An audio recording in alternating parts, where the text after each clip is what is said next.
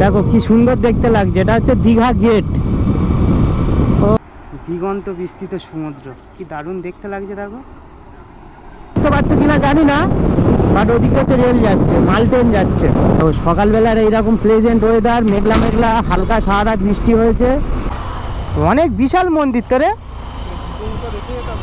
হ্যাঁ, মন্দিরে কি দেখ। গুড মর্নিং, নতুন ভিডিওতে সবাইকে স্বাগত। দীঘা বিচে, আর আমাদের দীঘাতে নতুন জগন্নাথ মন্দির, সেটা দেখার উদ্দেশ্যে চলো। যেতে যেতে রাস্তার ভিউ, সারা রাত বৃষ্টি হয়ে দেখো কেমন রাস্তা পুরো ভিজে আছে। আর রাস্তা দেখাচ্ছে দেখো পুরো ভিজে, বর্ষাকালেই প্রথম গাড়ি চালাচ্ছি। তবে বৃষ্টিতে গাড়ি চালাতে গেলে একটু সাবধানে অবলম্বন করতে হয়, কারণ রাস্তা স্কিট করে। ওয়েলকাম টু মা ফ্লাইওভার ব্রিজ, আমাদের কলকাতার মধ্যে সবথেকে দীর্ঘতম ওড়াল পুল। এই মা ফ্লাইওভার ব্রিজের ওপরে উঠে গেলাম। দারুণ লাগছে সকালবেলার এই ওয়েদার, ব্যাপক লাগছে। দেখো, মা ফ্লাইওভার ব্রিজটা কিন্তু পার্ক সার্কাস পর্যন্ত আছে। পার্ক সার্কাস থেকে আর একটা আবার ওভারব্রিজ শুরু হচ্ছে, মানে 4 কিলোমিটার দীর্ঘ এই মা ফ্লাইওভার ব্রিজের। আর এই হচ্ছে আমাদের পার্ক সার্কাস রেলওয়ে ওভারব্রিজ, নিচ দিয়ে কিন্তু রেল ব্রিজ গেছে। পাশেই হচ্ছে শিয়ালদা রেলওয়ে স্টেশন, এই নিচেই হলো রেল। আর এখানে কিন্তু অনেক চামড়া কারখানা আছে, আর এখানে যা মানে মোটামুটি চামড়ার গন্ধ পাবো। এখন সবে 5টা বাজে, আর রাস্তায় ট্রাকের চাপ দেখো। ট্রাকটা কত পলিউশন করে যাচ্ছে, ধোঁয়া বেরোচ্ছে দেখো। সামনে ট্রাক, পাশে ট্রাক, পেছনে ট্রাক। আর নিচে কিন্তু প্রিন্সেপ ঘাট, দারুণ জায়গা ঘুরতে আসার জন্য, ব্যাপক জায়গা। আর প্রিন্সেপ ঘাট হলো প্রেম করার জায়গা, এখানে আসলেই দেখতে পাবে। এই যে ওয়েলকাম। আর নিচে দেখো গঙ্গা বয়ে চলেছে, আমরা এখন কিন্তু গঙ্গা ক্রস করছি। আমরা যাব হচ্ছে লেন 6 দিয়ে। এই যে টোল গেট, এটা হচ্ছে লেন 6, এটা দিয়েই কিন্তু বাইক যায় মাত্র, বাদ বাকিগুলোতে কিন্তু নয়। এটাই ভিআইপি লেন।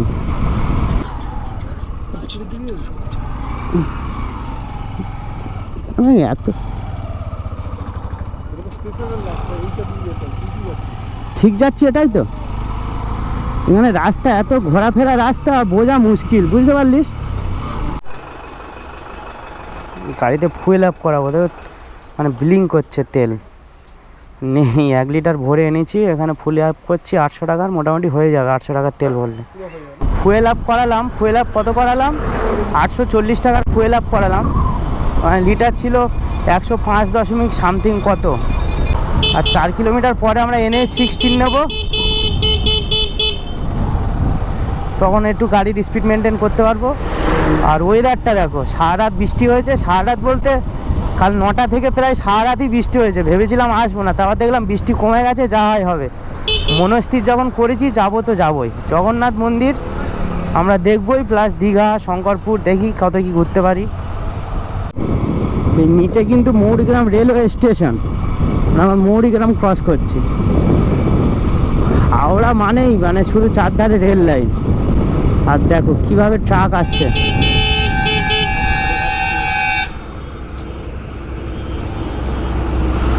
ওভারটেক করতে পারবে না, উল্টো দিক দিয়ে গাড়িও দেখবে না, কিভাবে আসছে দেখ গাড়িগুলো।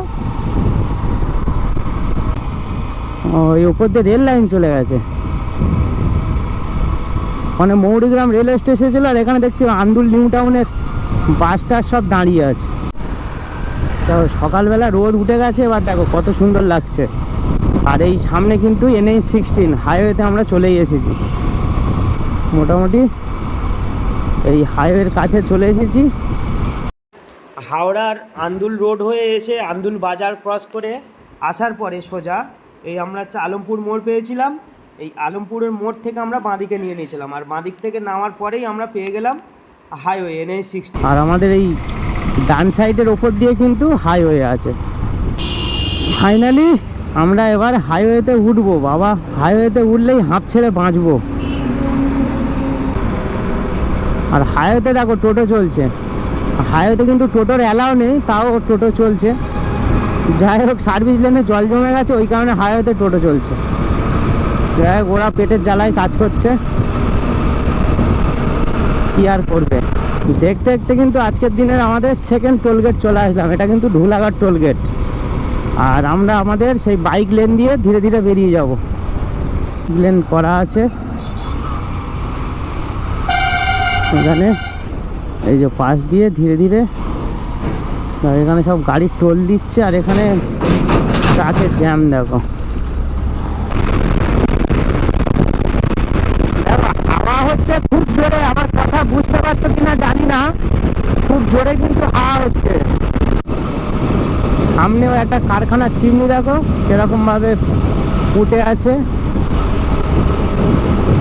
দেখতে দারুণ লাগছে কিন্তু। আর এখানে একটা মন্দিরের মতন গেট করা আছে দেখো। এই গাড়িটায় কি যাচ্ছে, এটা রাউন্ড করে, তার কোনো ট্যাঙ্কার ফ্যাঙ্কার হবে, কোনো লরি। আর সেই চিমনি থেকে ধোঁয়া বেরোচ্ছে দেখো, উপরে মেঘ আকারে কিরকম হয়ে আছে রাস্তায়, মানে আকাশে। আর এই সাইডে কিন্তু পুরো কারখানা, এই সাইডটায় পুরো কারখানা। বাগনান ক্রস করছি সবে। মোটামুটি আমাদের বাড়ি থেকে প্রায় 70 কিলোমিটার মতন হচ্ছে গাড়ি চালানো হয়ে গেছে। বেরিয়েছি হচ্ছে আমরা ওই 4:36 নাগাদ, এখন বাজে হচ্ছে 6:10-15 মতন বাজে। আর কোলাঘাট আর 10-12 কিলোমিটার মতন বাকি আছে। এই যে নিচে কিন্তু শরৎচন্দ্রের বাড়ি, বিখ্যাত কত শিল্পী শরৎচন্দ্রের বাড়ি। মানে এই জায়গাটা হলো দেউলটি। এই দেউলটি হলো কিন্তু শরৎচন্দ্রের নিজস্ব বাড়ি। আমরা জানি বিখ্যাত কত শিল্পী। এই কোলাঘাট ব্রিজে ঢুকছি, আর কোলাঘাট ব্রিজে ঢোকার আগে দেখো রাস্তা এইরকম, এই ঝাউ গাছ টাইপের গাছগুলো লাগানো আছে। দেখো রাস্তাটা কেমন সুন্দর দেখতে লাগছে। আর এখান থেকে কিন্তু প্রচুর সব জাহাজ চলাচল করে, মানে অনেক। ওদিকে হচ্ছে দেখো, ওদিকে রেল যাচ্ছে, মানে ক্যামেরাতে বুঝতে পারছো কিনা জানি না, বাট ওদিকে হচ্ছে রেল যাচ্ছে, মাল ট্রেন যাচ্ছে। আর আমরা এখন রূপনারায়ণ নদী ক্রস করছি। আর রূপনারায়ণ নদী ক্রস করার পরেই হচ্ছে ওখানে হচ্ছে কোলাঘাট। কোলাঘাটে আজকে আমাদের প্রথম ব্রেক হবে খাওয়া দাওয়ার জন্য। ভেতরে গিয়ে দেখি। আর ওপারে সেরাই পাঞ্জাবি হোটেল।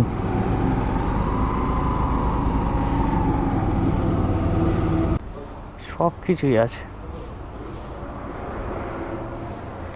খাবার কিন্তু একদম দারুণ, ফাটাফাটি হয়েছে। লুচি আর একটা ডাল দিয়ে আলু দিয়ে তরকারি করেছে, দারুণ হয়েছে।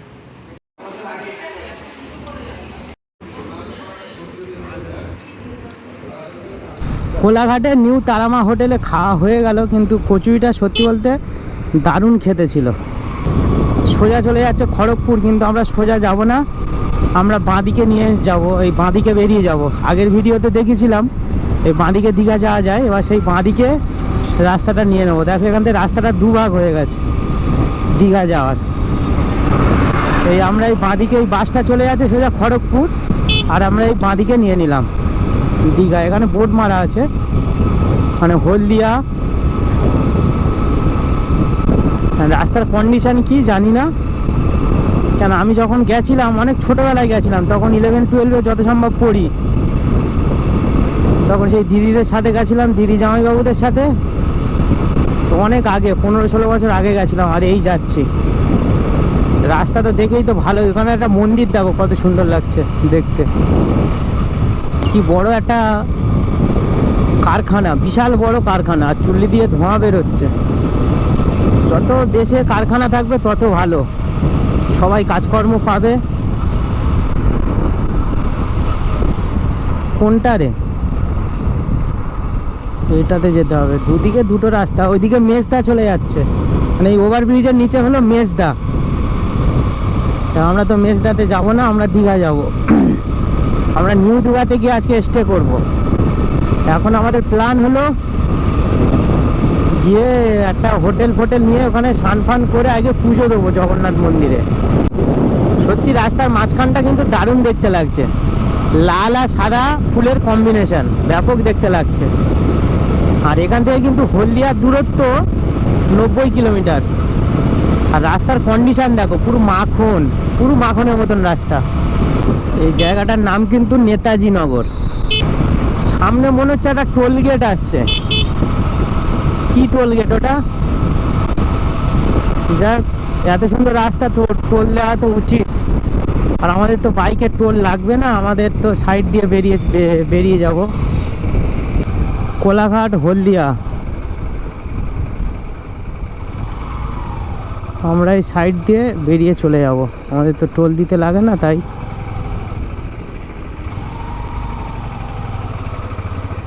সব গাড়ি টোল দিতে হবে। কত বড় টোল গেট, বাপরে বাপ। দীঘায় যাওয়ার রাস্তার কোনো তুলনা হয় না। এই জায়গাটার নাম কি? উত্তর নারিকেলদা। সোজা হচ্ছে দীঘা জগন্নাথ টেম্পল।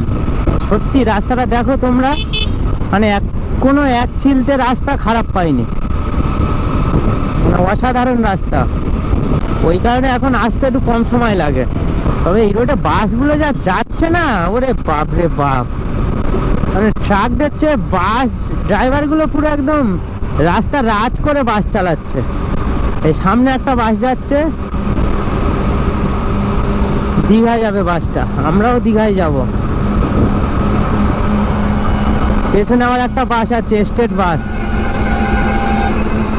বাসগুলো শুধু বেরোচ্ছে দেখো।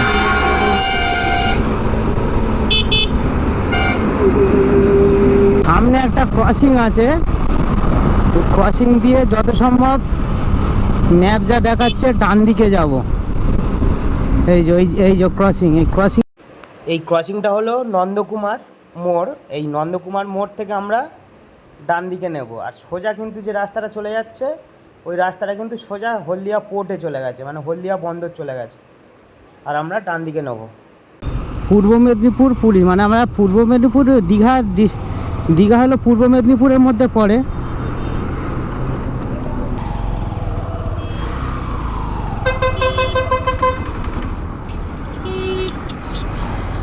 আমরা ডান দিকে নিয়ে নিলাম। আর এটা কিন্তু ন্যাশনাল হাইওয়ে 116B, জায়গাটা নন্দকুমার। আবার সোজা যাবো। এবার কিন্তু সিঙ্গেল হয়ে গেছে, এবার দেখ সিঙ্গেল লেন হয়ে গেছে। আচ্ছা, আমরা এখন হচ্ছে হলদি নদী ক্রস করছি, আর ওদিকটা হচ্ছে হলদিয়া। আর যেহেতু ওই NH 116তে অত জ্যাম থাকার কারণ হলো, সব গাড়ি হচ্ছে, মানে প্রচুর ট্রাক যাচ্ছিলো ওই রাস্তায়, ট্রাকগুলো সব হলদিয়া বন্দরে যাচ্ছিলো, ওই কারণে।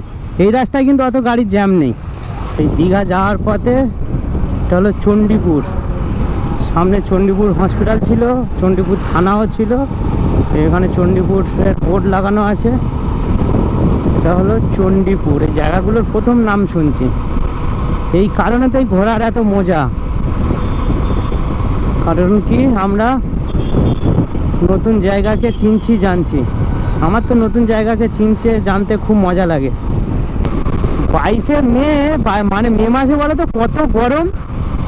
আচ্ছা, মে মাসের 22 তারিখে আমরা যাচ্ছি, আর এই সময় এখন বাজে দেখো 8টা মতন বাজতে যায়। এই সময় কত রোদ থাকে, কিন্তু আমরা বাইক চালাচ্ছি, আমাদের হালকা হালকা ঠান্ডা লাগছে। টোলগেট 500 মিটার আগে আছে, মানে বুঝতে পারছো ওয়েদারটা কত সুন্দর। মানে দারুণ ওয়েদার আমরা চুজ করেছি। দারুণ ওয়েদার চুজ করিনি, আমাদের এই দিনে আসবো অনেকদিন আগে ফিক্স করা ছিল। ওয়েদারটা এত সুন্দর হয়ে গেছে। আর যাই হোক, আমরা খুব ভাগ্যবান, তাই এত সুন্দর ওয়েদার পেয়েছি। হ্যাঁ, সেটাই।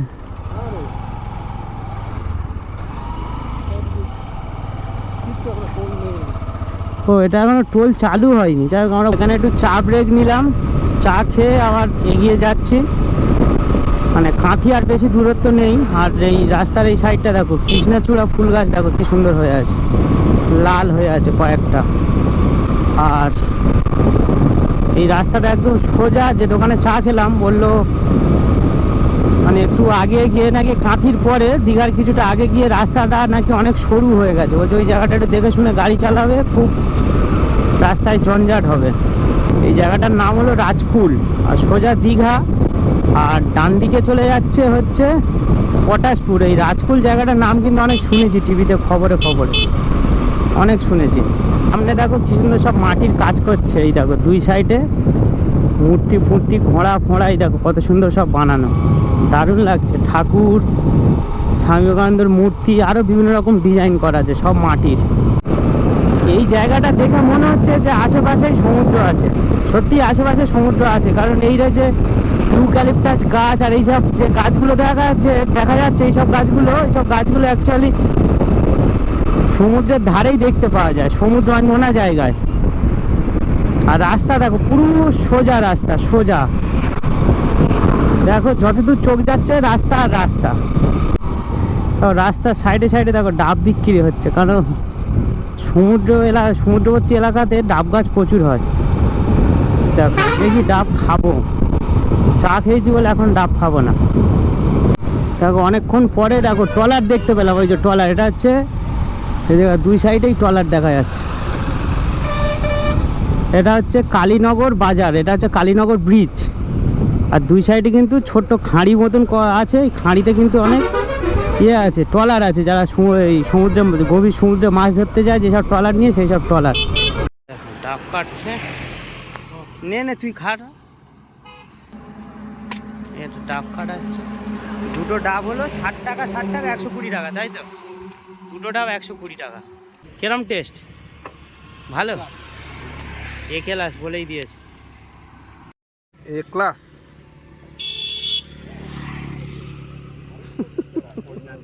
এদিকে মাঠ আছে, মাঠ দিয়ে কি পটির গন্ধ আসছে, বা বিচ্ছিরি গন্ধ আসছে। এখানে লোকজনও এখনো কি করে মাঠে ঘাটে খোলা জায়গায় পায়খানা করে এখনো বুঝতে পারছি না। মানে এত পায়খানা সরকার থেকে দিয়েছে সেই সব জায়গায় কর, এরাও দূষণ করছে। দেখো বাসগুলো কিরকম দৈত্যর মতন এন্ট্রি নিচ্ছে। এটা হলো নাচিন্দা বাজার ক্রস করছি। ওখানে যে দোকানে ডাব খেলাম, ডাব হলো এই নাচিন্দা আসবে, নাচিন্দার পরেই হচ্ছে কাঁথি। এই নাচিন্দা থেকে আর 12 কিলোমিটার না 13 কিলোমিটার বাকি আছে, ওই 12-13 কিলোমিটার মতন বাকি, বেশি বাকি নেই। সামনে হচ্ছে ট্রাফিক পুলিশ ধরেছিল, ধরে শুধু বললো লাইসেন্সটা দেখাও। যাই হোক লাইসেন্সটা বার করছিলাম, তার বললো ঠিক আছে চলে যাও, আর দেখতে লাগবে না। যাই হোক ওদের কর্তব্য ওরা করেছে, লাইসেন্স রাখা অবশ্যই দরকার। আর এবারে কি জোরে হাওয়া হচ্ছে, মারাত্মক জোরে হাওয়া হচ্ছে। মানে এই বাইপাসটার নাম হলো রূপসী। আর এই কাঁথি বাজার এই ডান দিকে নিয়ে নেবো, কাঁথি থেকে ডান দিকে নিয়ে নিলাম। এবার মোটামুটি দীঘার ভিতরে প্রায় চলে এসেছি, আর বেশি বাকি নেই। এবার কিন্তু মাঝে মাঝে রোদ্দুর উঠছে, খুব গরম লাগছে, কিন্তু ফুল হাতা শার্ট গায়ে দিয়েছি, কারণ কি ফুলের জন্য। আর এই জায়গাটার নাম হলো ঘাটুয়া। আর দীঘার বাকি আছে মাত্র 28 কিলোমিটার। জলেশ্বর কিন্তু উড়িষ্যাতে, জলেশ্বর এখান থেকে 62 কিলোমিটার। এখান থেকে কিন্তু ন্যারো রোড হয়ে গেল। এতক্ষণ কিন্তু রাস্তাটা অনেকটাই চওড়া ছিল, এখান থেকে দেখতেই পাচ্ছ কতটা ন্যারো রোড হয়ে গেছে। এই দা মন্দারমণি, এদিকে 9 কিলোমিটার। দীঘা মন্দারমণি এখান থেকে হচ্ছে 9 কিলোমিটার। মানে মন্দারমণি এদিকে চলে গেছে বাঁ দিকে। আমরা মন্দারমণি দেখি আসতে পারি কি। চাউলখোলা মোড় থেকে মন্দারমণি হচ্ছে 9 কিলোমিটার, দীঘা 20 কিলোমিটার চাউলখোলা থেকে। এবার কিন্তু একদম মনে হচ্ছে দীঘার কাছাকাছি চলে এসেছি। এইসব গাছ কিন্তু সমুদ্র তীরবর্তী এলাকাতেই দেখা যায়, কিন্তু বুঝতে পারছো, পুরো দুই সাইডে পুরো ইউক্যালিপটাস গাছ, একদম রাস্তার দুই ধারে। আর ইউক্যালিপটাস গাছে কিন্তু দেখো কেমন সাদা সাদা ছাল উঠে গেছে। এই জায়গাটা কিন্তু দেউলি ঝাংলো। আর এই দেখো টোটোতে কত তাল যাচ্ছে, মনে হচ্ছে নদীর পাড়। দেখি যেতে পারি কি। আমরা যেখানে ইচ্ছা চাইছে চলে যাচ্ছি। উমা মানে এখানে ইয়ে টাইপের, ফিশারি টাইপের চা। এটা হলো বালিসাই জায়গাটার নাম। আর দীঘার হচ্ছে 9-10 কিলোমিটার বাকি আছে। আর এখন আমাদের মূল কাজ হলো গিয়ে একটা হোটেল নিতে হবে। হোটেলে গিয়ে আগে ফ্রেশ হতে হবে, কেন সেই ভোরবেলা বেরিয়েছি আমরা। এই দীঘা চলে এসছি, এই ব্রিজটা পার করছি। এটা একটা ছোট্ট সরু নদী, নাম জানি না। রামনগর বাজার ক্রস করছি। 9 কিলোমিটার যেন শেষ, 9 কিলোমিটার রাস্তা যেন শেষ হচ্ছে না আমাদের কাছে। এদিকে শুধু মাঠ আর মাঠ, আর এখনও দীঘা বাকি আছে 7 কিলোমিটার। কই পানের বরজ কই এদিকে?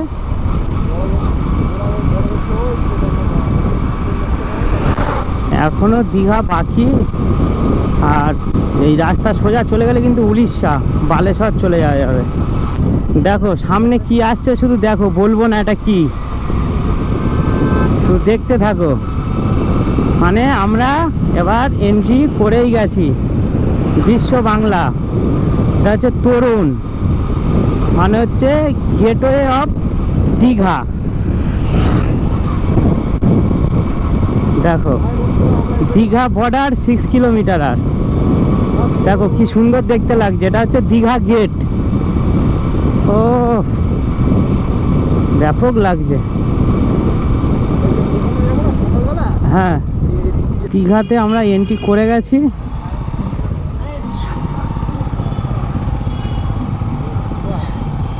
সোজা হচ্ছে সমুদ্র সৈকত। দেখো সেই যে দীঘা সমুদ্র, যাই দেখি। দেখো ওই যে দীঘা সমুদ্র সৈকত দেখা যাচ্ছে। দেখো দেখো এই তো দীঘা সমুদ্র সৈকতে চলে আসি। দেখো এদিকে পুরো দীঘার, এই যে লাভ দীঘার লেখা আছে এখানে। দেখো দীঘায় সি বিচে চলে এসেছি, আর চারধারে ভিউ দেখো। এখানে পার্ক করা আছে। এটা কিন্তু ওল্ড দীঘা। আমরা এখন কোথায় থাকবো সেটা এখনও সিদ্ধান্ত করতে পারিনি। আর সমুদ্র দেখো, দিগন্ত বিস্তৃত সমুদ্র, কি দারুণ দেখতে লাগছে। দেখো দারুণ।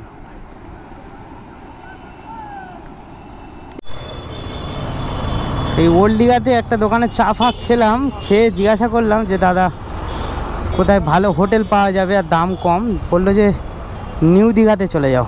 এই ওল্ড দীঘা ছেড়ে নিউ দীঘার দিকে যাচ্ছি।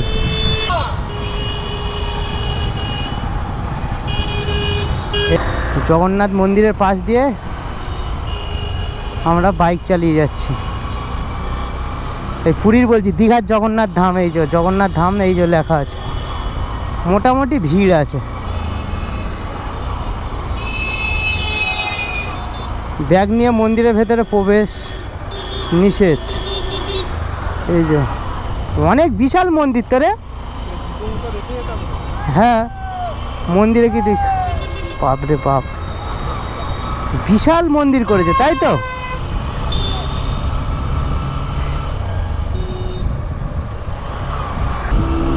ওল্ড দীঘা আর হচ্ছে নিউ দীঘার মাঝখানে জগন্নাথ মন্দিরটা হয়েছে। দারুণ করেছে মন্দির, বিশাল। এই এখানে হোটেল খুঁজছি, বাইক পার্কিংয়ের জায়গা আছে কিনা আগে দেখতে হবে। বাইক পার্কিংয়ের জায়গা না থাকলে ব্যাংক নেব না, নাকি? মানে পর হোটেল। কয়েকজনের সাথে কথা বলে যেটা বুঝলাম যে দীঘাতে জগন্নাথ মন্দির হওয়ার পর থেকে এখানে প্রচুর পর্যটকদের ভিড় বেড়েছে, তাই এত হোটেলের চাহিদা, রেটও খুব বেশি এখন।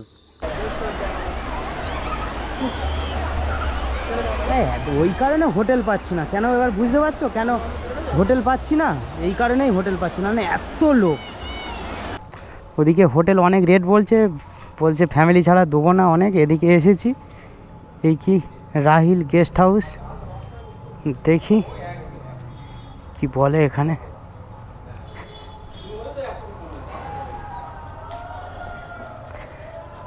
কি বলছে? একদিন নেওয়ানো কেন? ওই দুদিন হলে তোর সময় কমতো। 1500 টাকা বলছে এই নন এসি, এই এসি, আর নন এসি হচ্ছে 1000। শেষমেশ এই রাহিল গেস্ট হাউসেই আমরা কথাবার্তা অনেক বলার পরে 200 টাকা কমালো। এই একটা রুম দুজনের জন্য 800 টাকায় নিল। আর সত্যি বলতে গিয়ে দীঘায় এত পর্যটকদের চাপ, রুম পাওয়া খুব চাপ এখন। এই হোটেলে আমাদের চেকিং হলো, রিসেপশন মোটামুটি ভালো। 800 টাকা এর থেকে ভালো রুম হয় না, মানে ডবল বেড। আর এদিকে এই একটা ড্রেসিং টেবিল আছে সাজার জন্য, বুঝলে। আর এই যে ওয়াশরুম কিন্তু বাংলা আছে, ওয়েস্টার্ন নেই। বেসিন আছে, পরিষ্কার পরিচ্ছন্ন। তবে ভিডিওটা দীর্ঘায়িত হওয়ার জন্য ভিডিওটি এখানেই শেষ করছি। আর নেক্সট পার্ট খুব তাড়াতাড়ি আপলোড করার চেষ্টা করব। আর ভিডিওটি যদি ভালো লেগে থাকে তাহলে লাইক, শেয়ার অ্যান্ড সাবস্ক্রাইব করে দেবেন।